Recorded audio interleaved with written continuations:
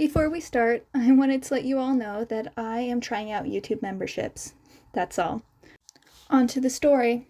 The Timelord, Izuku Midoriya, by Sony Kalina, on AO3, read by Lily6645. Summary. When he was 4 years old, Izuku didn't develop a quirk.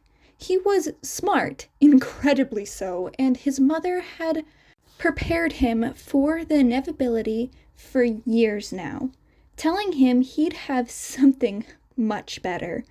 He didn't know what it could be, not even aware it involved his absentee father. He was waiting on his mom in the playground when a noise caught his attention, and then, in front of him, it materialized. The TARDIS. His TARDIS. For Izuku was human on his mother's side, but on his father's, he was Gallifreyan. Armed with only a sonic screwdriver and TARDIS, calling his regeneration his quirk, Izuku is still planning to be a hero. A peaceful one. Chapter 1. Special. There were a great many ways one could describe Izuku Midoriya, even in his youngest years. Cute, charming, optimistic. Two particular descriptions fit him better than others, however, as those who knew him could attest. Strange and genius. Not in the sense most children would be called genius either, like having a higher reading level than average, although he had that too.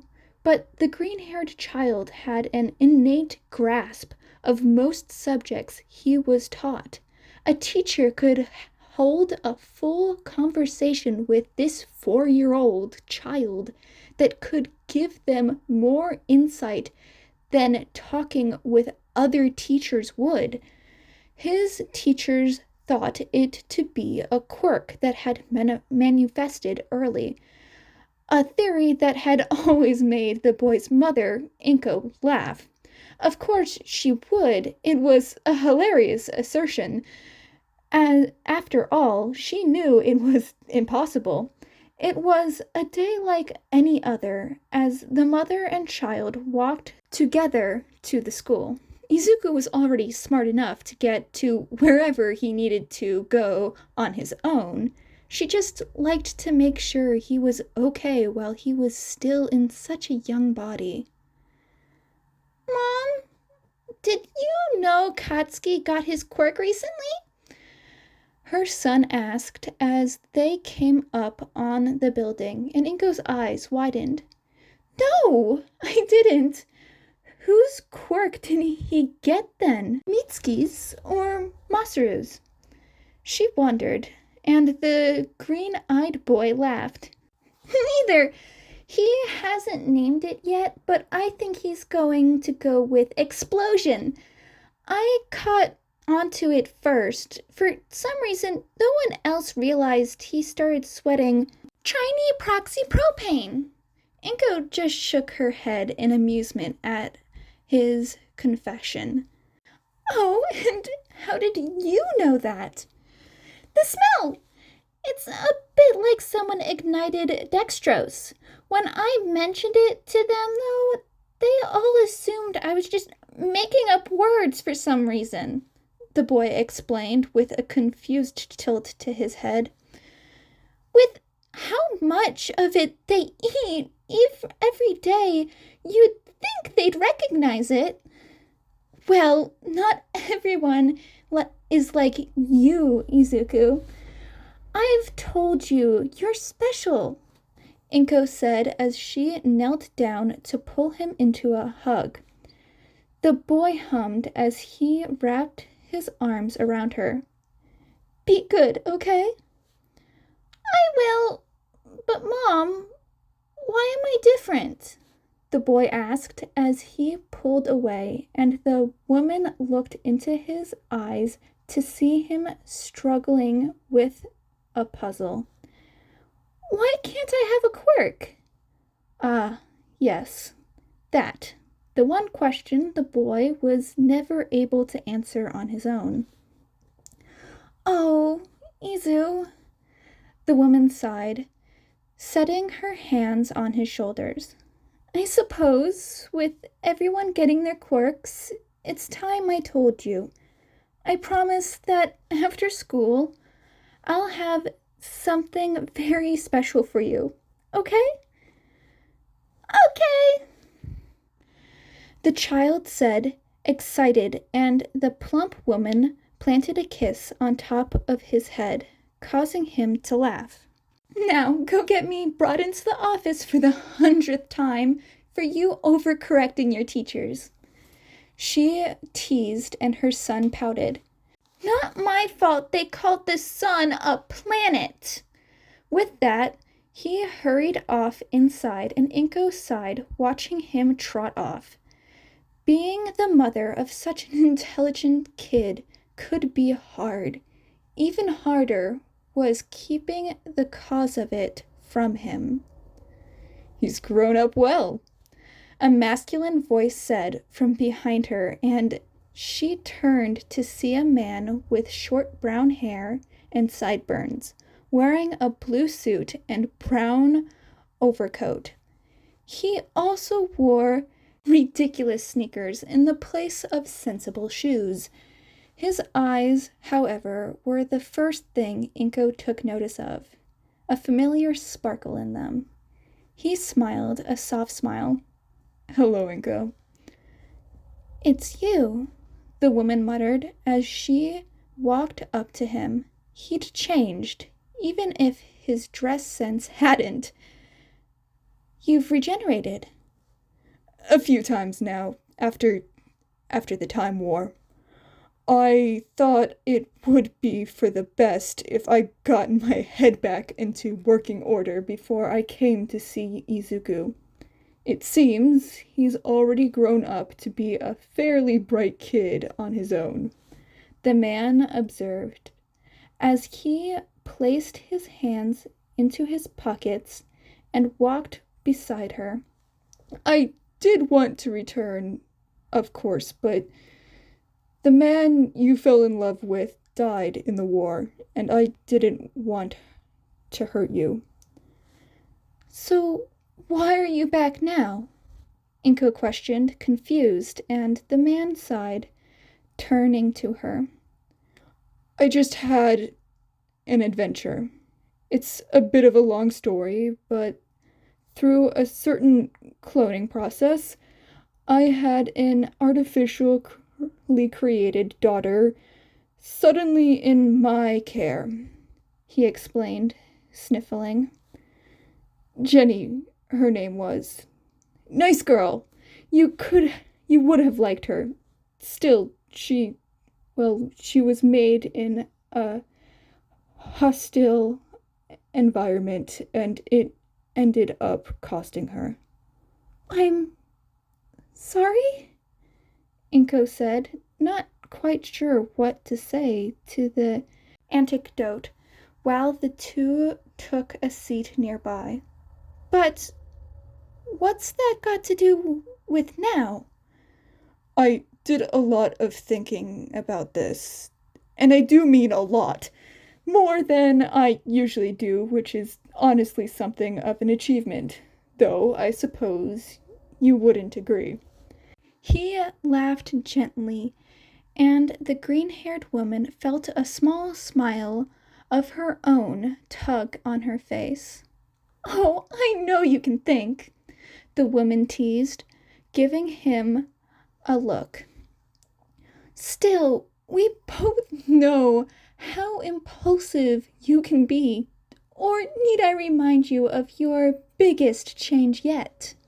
As she said that, the woman looked around to make sure no one saw her before she began to levitate an apple out of the man's pocket. Raising a brow, the man laughed, swiping it back. I can hardly forget the biggest change in human history I've ever been responsible for. He shook his head before His face darkened slightly. Quirk discrimination got worse around this time, Inko. Though in much the opposite way it began. She frowned at that, turning to the school. So why do I have to tell them he's quirkless? I understand being truthful, but there is so much he could pass off as a quirk. He's got 2 hearts, just like you. A doctor's visit is just gonna raise questions. Inko frowned, and the man sighed. I wouldn't worry about that last part. I did just a tiny bit of meddling before I came here, he explained, causing Inko to whip her head to look around at him. Like I said, I was doing a lot of thinking. I've lost so many friends and family to time, and I don't even get to meet Izuku for more than a few days before the Time War. Well, after losing Jenny, I knew I had to come back and see him. I was considering... What? What were you considering? Inko pressed as the man paused, before smiling at her and gesturing for her to come along. She did, and the two walked quietly around the corner before it came into sight. The TARDIS. Inko's knees felt weak as she took in the magnificent blue police box standing in the middle of the street, no one realizing its presence or what hid inside. She tried to contain herself, but a grin still broke out on her face as she picked up her pace. The man walked inside and she followed suit. A warm embrace of energy seemingly wrapped around her as she took to the inside. A whole other world hid inside, much bigger than what one would think could be contained. The man in front of her grinned himself as she couldn't help but mutter, "It's bigger on the inside." Much like the first time she had ever stepped foot into this place. It had changed since she had seen it. The console room was filled with wood like branches that moved around, the center glowing a comforting orange glow that set her at ease. I was drifting out in space, just observing the solar system. Something about the calm and stillness makes it easier to think, the man explained, roaming through the box before pulling out a letter, with something wrapped around it. I know I was going to visit eventually. The question was how much I wanted to share with Izuku. Then this appeared behind me. Curious, Inko took the letter and looked it over. The thing wrapped around it turned out to be a device that filled her with a sense of familiarity, while still being completely new. It was a bit like a mechanical wand, with a dark gray shaft that dipped in on itself. Near the bottom, in a lighter gray color, it had gold accents wrapping around it. Near the top, the shaft slipped into a large ring filled with a green liquid of some kind on the inside. It then returned to the normal shaft before it came to the section that separated it from the luminous green tip. A final accent made of the same gold material as the other accents. A sonic screwdriver? She questioned, surprised to see such a device. When she looked up, she saw that the man was eyeing it curiously. Yeah, And from what I can tell, it's never been mine, past or future," he revealed, pulling out his own simple blue and silver screwdriver. "Doesn't match properly with my own." With a nod of her head, she turned to the letter, and her brow furrowed in confusion. "This is blank." "No, it just appears that way," the brown-haired man explained as he used his own sonic screwdriver on the paper. It glowed for a moment in response, but nothing changed. "It has a chrono lock and a bio lock on it. It can only be read by a specific person at a certain time. Nothing can change it once it's set." "Who is it for?" Inko pondered, already having an inkling as to where this was going. "And when?" Before he could answer her, writing came across the top of the page. It didn't say much, but what it did told her all she needed to know. To Izuku Midoriya. The date was today, just 10 minutes after school would end. "You'll want to make sure he has that on him, Inko. It is very important," the man said with a firm tone that made it clear he was more ordering her to give it to him than asking. She nodded quietly before turning her gaze up to him. "Who sent it, though?" There was a silence for a moment before the man gave her a somewhat dopey grin and laughed. "My future self!" Izuku had had a confusing day. It had been like any other up until it was time for Kacchan to show off his quirk. The young Midoriya was so proud of his friend, but for some reason, when Izuku said he'd never have a quirk himself, the blonde's mood had shifted. Still, he hadn't done anything at first but just tease Izuku and ask if he was sure. After all, he was still young enough that it might be on its way. Except the boy knew it wasn't true. His mom wouldn't lie to him about this. When he wanted to have one so badly, he didn't like being different. The other kids often gave him a hard time and called him names or pushed him around. It never hurts as much, even in more serious cases. Mom had said once he didn't get hurt as easily because he was special. But why was he special? He still didn't know what good was being special if others hurt him for it.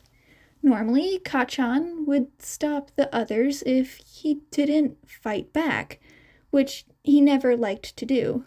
He didn't today, though, and Izuku was confused because he knows his friend saw. He looked like he'd been about to help at one point, but when Izuku had mentioned something about wanting to be a hero, everyone always laughed at him when he said that. The quirkless couldn't be heroes, they said.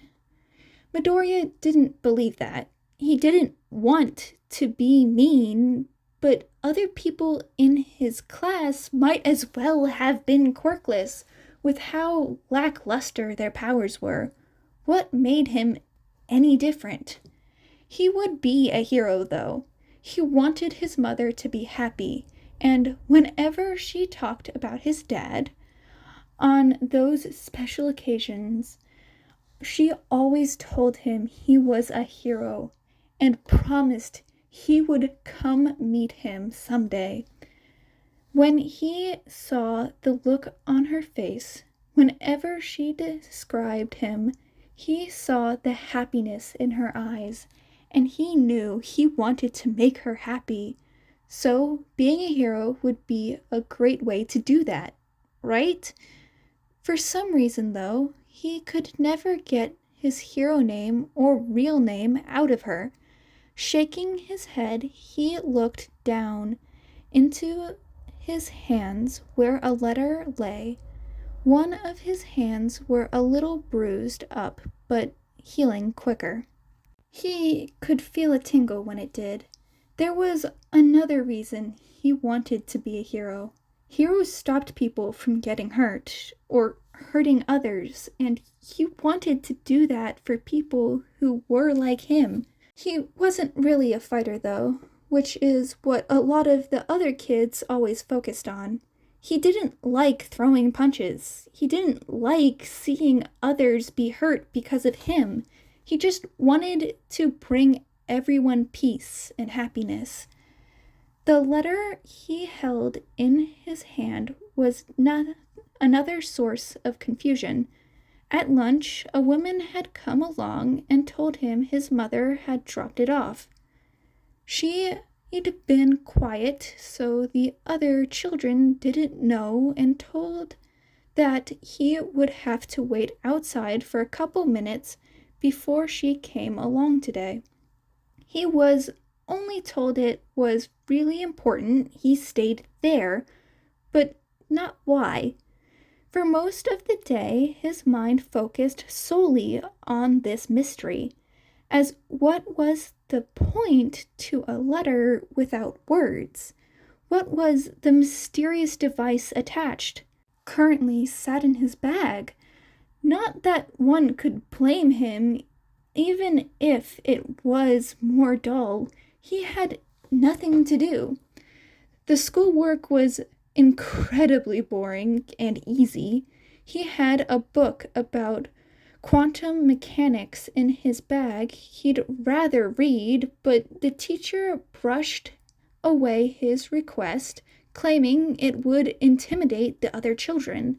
It was getting close to 10 minutes now, and the young boy's patience was seriously starting to wane. He could only recite the periodic table so many times in his head.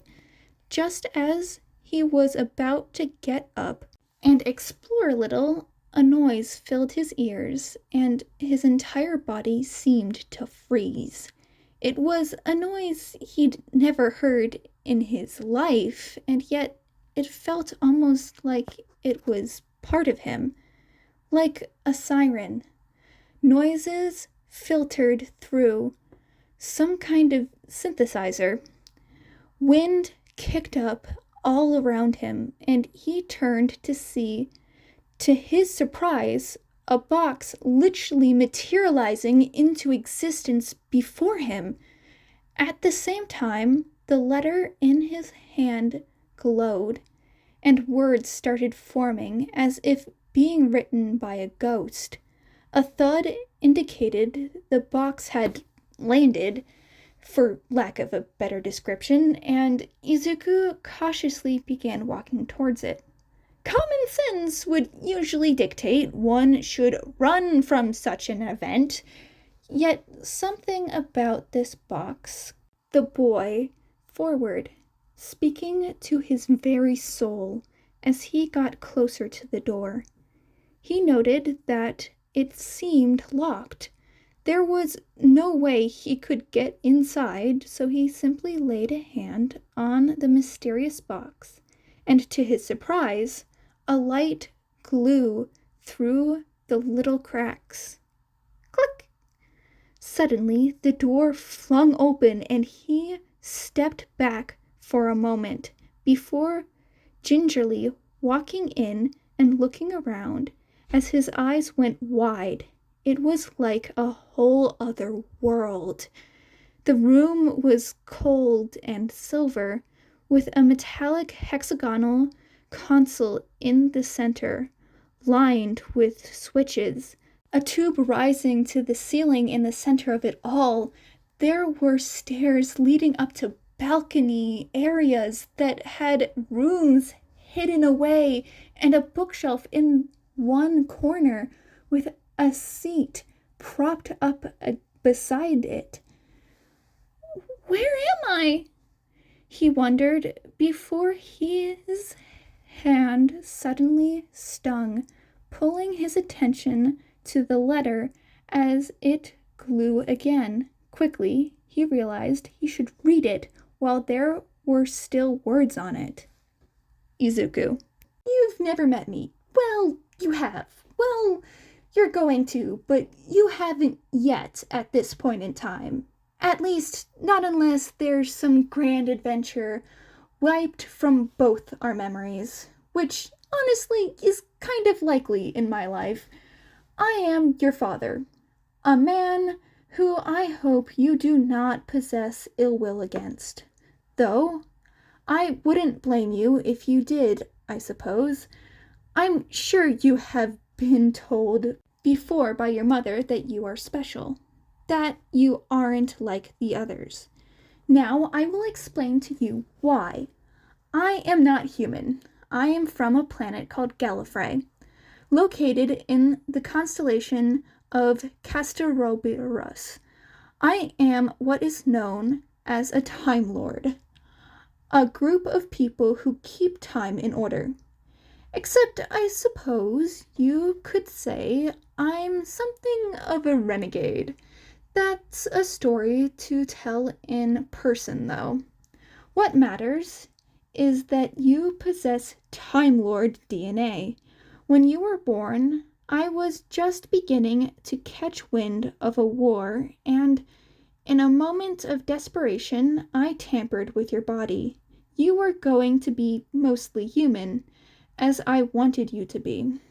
I changed it, because I began to worry about what might happen if someone found out you were my son. I have many who despise me, who wish me dead. If anything happens to me in the war, I wanted to know there was someone out there who might have been able to, at the very least, protect you both. You may not be trained like most Gallifreyan are supposed to be, but nevertheless, you are a Time Lord, Izuku. That is more than just a title. It comes with a multitude of gifts and responsibilities. The biggest, I assume, you've just seen materialize before you. Honestly, I was surprised I even managed to get a hold of this. It's a long story as to how, but the blue box is yours. Time and relative dimension in space. TARDIS. As I'm sure you've noted, if you walked in, it's much bigger on the inside. Infinitely bigger, in fact. The TARDIS is a world of its own, and a place of safety for you, for your mother. I cannot say for certain what will happen and what won't happen. What I can and cannot give you, but this one thing is your birthright. What you decide to do with it, I cannot know, but I would say I do have a pretty good inclination. You may stay alone. You may invite friends. This is your home, Izuku, and that is the one thing I can give you, if nothing else. I have seen at least one future version of you, though, and I can say from the bottom of both my hearts, I was proud of who I met.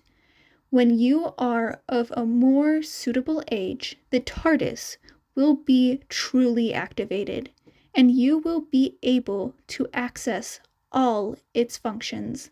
Until then, I leave you in the hands of the person I trust more than anyone else. 12. Izuku's jaw remained slack even after he finished reading and began again. His mind raced to comprehend what he was being told. He knew he was different, but to be alien? Had he been someone else, he may have dismissed it as nonsense, someone playing a prank with a quirk. Izuku, however, had something of sixth sense for what were quirks and what wasn't, and this was no quirk. It explained so much, and yet left so many unanswered questions. And who was the person who...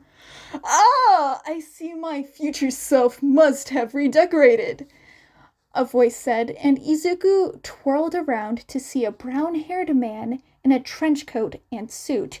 He scrunched up his nose as he took it in. "I don't like it." "Who are you?" the child asked as he jumped to his feet, wary of this mysterious man. The letter mentioned leaving him with someone, but that didn't mean he was ready to just trust some random stranger. "Oh, there you are!" The man stopped as he took him in, and warm smile came onto his face. In a soft voice, he continued, "Well, you certainly take after your mother." "You know my mom? Who know me?" Izuku questioned, raising a brow, and the man nodded. Kneeling down to meet him, he often felt like he made most adults seem childish next to him. Yet something about the man before him left him in awe. He wore 1,000,000 years in every hidden wrinkle. Just behind the veil of cheer he held in front of him. "You didn't answer my question. Who are you?" "Oh, I know who you are, and I certainly know your mother." The man laughed before fixing him with a stare that reached down into his very soul. "And I'm sure you know who I am." Dad? "Hello, Izuku. I'm the Doctor." That is the end of Chapter 1 of The Timelord, Izuku Midoriya by Sony Kalina on AO3. Hope you liked this. If you did, go support the original author. Links in the description below. Thank you to Brianna Hernandez for becoming a member. Hope you enjoy, and sorry if I mispronounce your name. Hope you have a good day, night, or whatever time zone you're in. Bye, kittens.